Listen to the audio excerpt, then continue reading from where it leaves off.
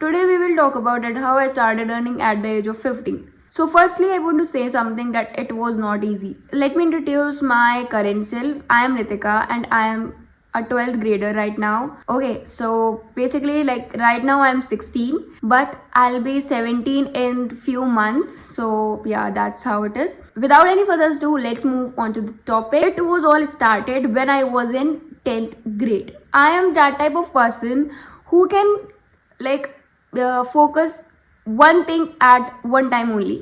Like बहुत लोग होते हैं जो एक साथ काफ़ी सारी चीज़ें मैनेज कर लेते हैं लाइक इंटरेस्ट वाइज, बट मैं वैसा नहीं कर सकती.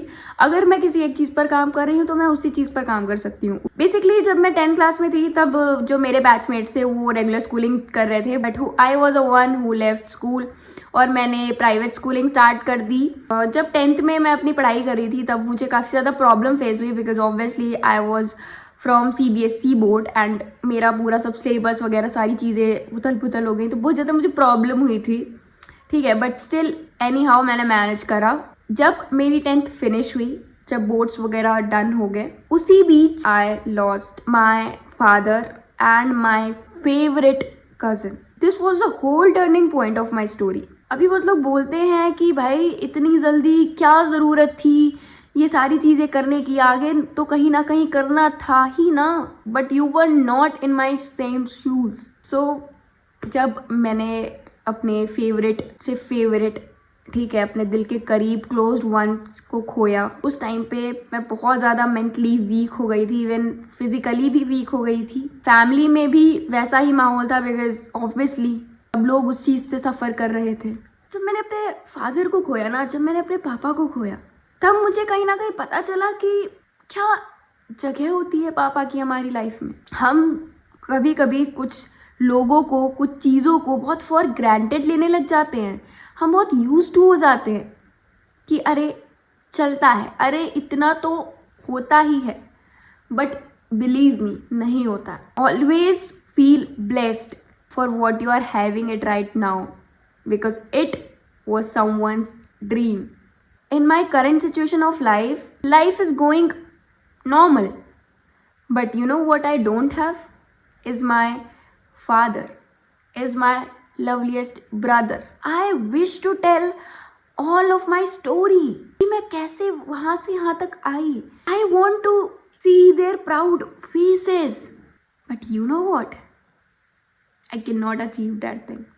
Okay, so I'm getting emotional here, but let's not deeply talk about that thing. कहीं ना कहीं मुझे पता था कि अब वो शख्स जिससे मैं बिना कुछ सोचे कुछ भी बोल देती थी, बिना कुछ सोचे, मुझे 4 बार सोचना नहीं पड़ता था किसी चीज़ के लिए, मैं उनसे फरमाइश कर देती थी, वो अब और नहीं रहे. फिर मुझे थोड़ा बहुत अंदर से ऐसा फील आने लगा कि बोझ टाइप का. यहाँ पे मैं किसी का वो नहीं कह रही हूँ कि किसी ने मुझे फील करवाया, मुझे खुद से फील हुआ.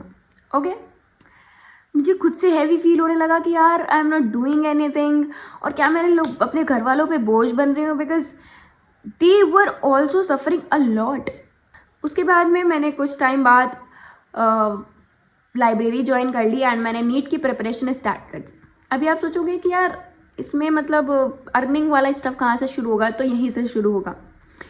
ठीक है, जब मैं पढ़ती थी तब मेरा पढ़ाई में मन लगता था. ऐसा मैं नहीं कहूँगी कि नहीं लगता था, बिकॉज लगता था. मैंने जैसा कि आपको बोला कि मैं एक टाइम पे एक ही चीज़ पे फोकस कर पाती थी, but like studying for NEET was never my interest. एक जो स्पेस होती है ना हमारे दिल में, वो एक हॉबी के लिए, वो मेरे लिए हमेशा वीडियो एडिटिंग के लिए था. अब मैं आपको अपनी स्टोरी पर लेके चलती हूँ कैसे शुरू हुई. So basically when I was in 7th grade I was devotee of Shri Radha Krishna. मेरा एक इंस्टा पेज था जिसपे मैं कृष्ण और राधा जी के एडिट्स डालती थी, और उस टाइम पे मैं पिक्सार्ट ऐप यूज़ करती थी for editing photos and for videos भी मैं कुछ तो ऐप यूज़ करती थी, मेरे को करेंटली याद नहीं है. एंड ऐसा भी कुछ बहुत ज़्यादा धमाकेदार एडिट नहीं, बट मुझे इतना समझ में आ रहा था कि मुझे इसमें इंटरेस्ट है. जो मेरा पेज था उस पर भी मुझे अच्छा रिस्पॉन्स मिलता था. लाइक कुछ मेरे पोस्ट 60K लाइक्स एंड अच्छे मिलियंस में भी व्यूज़ गए थे उस पर. रही 7th ग्रेड की बात. उसके बाद में धीमे धीमे जब मैं बड़ी हुई तभी भी मुझे मैं छोटा मोटा वीडियो एडिट करती रहती थी, अपना नहीं तो अपने घर में किसी का, अपनी बहनों का, है ना कुछ ऐसे चटपटा सा करती रहती थी। तो उससे मुझे इतना समझ में आ रहा था कि हाँ मेरा इंटरेस्ट है उस चीज़ में। जब मैं नीट के लिए प्रिपेयर कर रही थी, अभी बैक टू द स्टोरी आ जाते हैं जिसपे हम बात कर रहे थे, ठीक है। तो जब मैं नीट के लिए प्रिपेयर कर रही थी, मैं लिटरली बता रही हूँ, मैं दिन में 12 घंटे पढ़ती थी। सो इससे आपको एक चीज़ तो क्लियर हो गई होगी कि मेरी डेडिकेशन क्लियर थी। मैं किसी भी चीज़ के लिए चाहती, मैं उसमें अपना फुल एफर्ट्स डालने को रेडी थी, no matter what. And you know what, ये जो नीट के लिए प्रिपरेशन स्टार्ट करने वाला चीज़ था, वो मैंने अपने घर वालों के लिए स्टार्ट किया था। अब आप बोलोगे ऐसा कि उन्होंने क्या बोला था? उन्होंने ऑब्वियसली नहीं बोला था, बट वो मुझे खुश नहीं लगते थे मेरे एडिटिंग वाले डिसीजन से। मुझे ऐसा लगता नहीं था कि मैं इतना जल्दी कुछ इसमें कर पाऊँगी। एंड मुझे ऑब्वियसली इतनी फुली नॉलेज नहीं भी थी कि इससे कैसे अर्न करते हैं, कैसे क्या करते हैं, मुझे कुछ भी नहीं पता था उस टाइम पे। बस मुझे इतना पता था मुझे वीडियो एडिटिंग पसंद है। 12 तो मैक्सिमम जाता था, मिनिमम 8 आवर्स दिन का तो मैं पढ़ती ही पढ़ती थी। मैं लाइब्रेरी जाती थी, सेल्फ स्टडी भी करती थी, ठीक है। तो फिर एक दिन क्या हुआ, मतलब मैं अपने घर पे आई और मैं बहुत ज़्यादा मेंटली परेशान हो गई भाई। मैं चिड़चिड़ी हो गई थी यार उस टाइम पे। That was never my interest basically.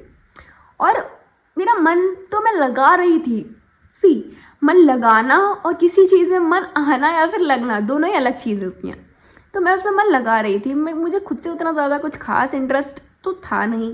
तो मैंने ये चीज़ें देखी तो मुझे लगा कि यार क्या मैं सही कर भी रही हूँ जो मैं कर रही हूँ। बिकॉज मैं तो उतना सोच के बैठी थी ना कि मैंने PW की बैच ले ली, 11th-12th में मैं अच्छे से पढ़ लूँगी और बस मेरा हो जाएगा। बट ये तो कुछ अलग ही चल रहा है यहाँ पे। मुझे नहीं लग रहा कि मैं इतना मैं पढ़ पाऊँगी कि भाई मैं पहले इतना भी पढ़ लूँ ये जो मुझे पढ़ना है, उसके बाद में मैं बाहर का भी पढ़ लूँ। एंड पहले दूसरी बात ही मेरे इंटरेस्ट में है भी नहीं। तो मुझे उस टाइम पे लगने लगा कि यार मैं कुछ गलत कर रही हूँ, रुक जाओ प्लीज़। और आप बिलीव नहीं करोगे, मैं लिटरली बहुत ही ज़्यादा रोती थी भाई कि यार ये मैं क्या कर रही हूँ, ये मैं क्यों कर रही हूँ, मुझे नहीं करना ये। एंड फिर मैंने काफ़ी रिस्की डिसीजन लिया नीट को छोड़ने का। अब आप सोचो, मैं 11th स्टैंडर्ड में हूँ, मेरे पास कोई बैकअप ऑप्शन नहीं है, एंड मैंने नीट की प्रिपरेशन भी छोड़ दी, एंड मैं रेगुलर स्टूडेंट भी नहीं हूँ। तो मैं बेसिकली फुल्ली घर पे वेली एक इंसान थी, बस मेरे पास कुछ भी नहीं था करने को। बट एक चीज़ क्लियर थी, वो था पर्पस। क्योंकि एज आई सेड कि मैं किसी चीज़ पे अगर अपने एफर्ट्स डालती थी तो मैं अपना 100% एफर्ट्स डालने को रेडी रहती थी। फिर मैंने यही सोचा कि यार जो मैं कर रही थी मेरे को वहीं कंटिन्यू करना है, एंड बस छोड़ो, ख़त्म। तो फिर मैंने फिर से अपने वीडियो एडिट्स करना स्टार्ट करे, ऐसे एडिटिंग वगैरह शुरू करी। And then I found one creator, ठीक है। एंड उससे मेरी एक अच्छा बॉन्ड बन गया, ठीक है। उनकी एक रील वायरल चली गई थी, एंड उस टाइम पे कैपकट टेम्पलेट वाला सीन ज़्यादा चल रहा था कि कमेंट लिंक एंड टेम्पलेट मिल जाती थी। तो उसी के through I got her, and उनसे मेरी बात हुई। तब मैंने उनको बोला कि क्या मैं आपके लाइक एडिट्स बना के दूँ तो आप मुझे प्रमोट कर दोगे कि like DM her for edits and ऐसा करके। And you know what, she helped me and I was very grateful to her because like कहीं ना कहीं she played the major role in my journey basically, ठीक है। तो फिर उनके साथ मैंने काफ़ी टाइम तक काम भी करा एंड मुझे क्लाइंट्स भी मिले। मेरा पहला पेड प्रोजेक्ट था फॉर 30 रुपीज़। एंड अभी आप सोचोगे कि यार इसमें इतनी खुश होने वाली बात क्या है, बट बिलीव मी यार वहीं पे चीज़ें शुरू हुई, वहीं से चीज़ें शुरू हुई, तो मेरे लिए बहुत बड़ी बात है भाई। एंड मैं बहुत ज़्यादा खुश थी, मुझे अभी भी वो दिन याद है, मैं लिटरली बहुत बहुत ज़्यादा खुश थी। मैं आपको डेट भी बता सकती हूँ कि वो मुझे पेड प्रोजेक्ट कब मिला था। वेट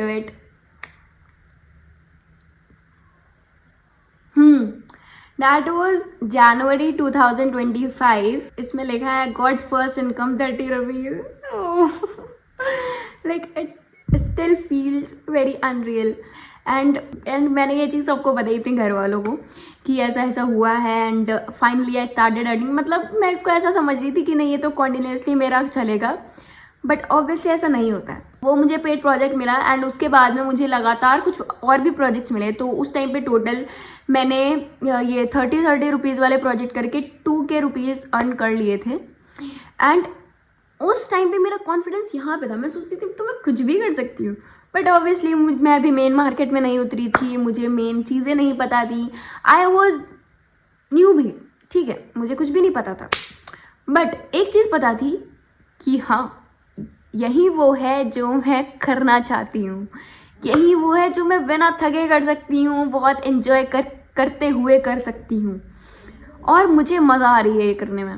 तो ये चीज़ मुझे समझ में आ गई थी और फिर मैंने अपने घर वालों को भी बताया कि ऐसा ऐसा है। एंड उस टाइम पे मैं अपना जो फ़ोन का रिचार्ज रहता है वो मैं खुद से करने लग गई थी। एंड ये मेरे लिए काफ़ी बड़ी चीज़ थी, ठीक है। एंड मेरे घर वालों को भी खुशी हुई कि जब हाँ उनको लगा कि ठीक है at least she is doing something, तो वो लोग भी उतना ज़्यादा अब इंटरफेयर नहीं करते थे कि ये चीज़ सही नहीं है या सही है, कुछ भी नहीं कहते थे। बस कहते थे कि ठीक है जो करो अच्छा करो, बट पढ़ाई से फोकस मत हटाना, ठीक है। तो मैं वही कर रही थी।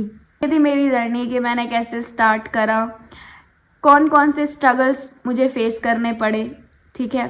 एंड मैंने कैसे अपना फर्स्ट क्लाइंट के साथ काम करा, ठीक। एंड अगर आप चाहते हैं कि मैं इसके आगे का भी पार्ट बनाऊं कि लाइक उसके बाद क्या हुआ, उसके बाद कैसे चीज़ें और सॉर्ट होती गई, कैसे मुझे आगे का रोड मैप समझ में आया कि अब आगे क्या करना है, एंड अभी जिस मैं स्टेज पे हूँ वहाँ तक मैं कैसे पहुँची, ठीक है। तो उसके लिए आप मुझे कमेंट कर सकते हो कि भाई make part 2 of this story.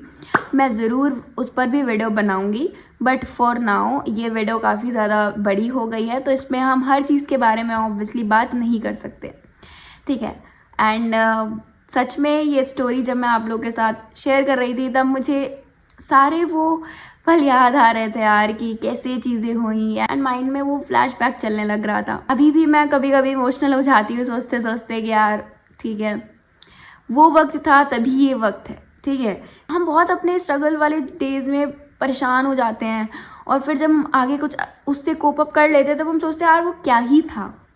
But हमें ये भी सोचना चाहिए ना कि वो था तभी हम आज हैं यार, अगर वो नहीं होता तो हम यहाँ पे नहीं होते। वो स्ट्रगल भी आपकी जर्नी का पार्ट ही है। तो अगर आप अपनी लाइफ के ऐसे मोड़ पे हो कि आपके पास सारे रिसोर्सेज हैं तो आपको सच में शुरू कर देना चाहिए अपने सपनों के लिए काम करना। आप नो मैटर किस भी फील्ड में जाना चाहते हो, देखो आपको किसी भी फील्ड में जाना है उसका पहला स्टेप ही है कि स्टेप लेना, get out of your comfort zone firstly, उसके बाद ही चीज़ें स्टार्ट होती हैं, ठीक है। एंड विद रिसोर्सेज मेरा मतलब ये नहीं है कि आपके पास बहुत अच्छा कुछ पीसी होना चाहिए या फिर बहुत अच्छा सेटअप होना चाहिए, कुछ नहीं।